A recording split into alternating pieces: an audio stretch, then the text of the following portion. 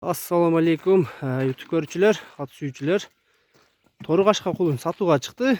4 бутак узун кашкасы менен. Жаныбар көргүлө. Азыр маалымат алабыз. Каяктан келген, эмне болгон тай. Чоңдуктарын көргүлө. 4 бутак. Бир буту арка жагынан ак экен да, жарым ак экен ар жагынан. 3 буту ак чөлмөктөн экен. Кашкасы. Бастырчы. Сорузун көргүлө. Мындай бастырып өтчү, базыгын көрөбүз, бастырып өтөр. Бер кайтар берем. Салкарбек каяктан келген тай? Өзүм тайлар. Өзүңөр тайларыңардан. Кыргыз жылкыдан. Кыргыз жылкы. Жанар. Кандай ата энесинен кабар барбы анда?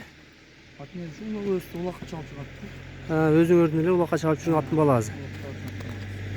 Жанар, көргүлө туугандар. Сору жактар буттары таза экен айып. Мына өстөрүн кол бала экен бул туугандар. Энчиге мына көрсөңөр болот. Салкарбек ооруган жерлери, ичкен жегени жакшыбы? Жегендер закон дейт. Буттары тазабы? Таза. Шиген жерлери жок, а? Шиген жерлери жок. Канча дейсиң баазын эми? 70 лот. 70 сурап атасыңар. Кеми барбы? Чекеrak чыгып туруп машина келип атыр.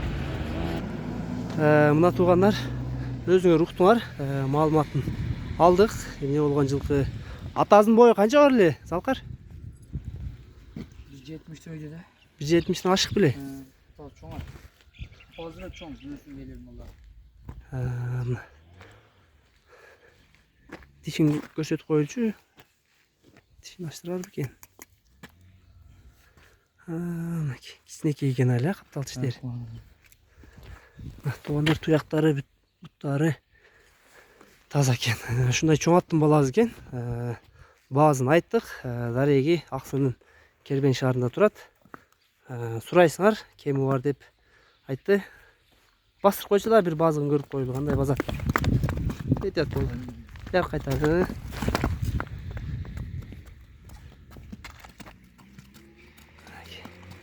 Узун кашка. Жака бастырып. Айтып өттүк туугандар, маалыматтын баарын деп биз номерлерин жазып калтырабыз. Сурайсыңар.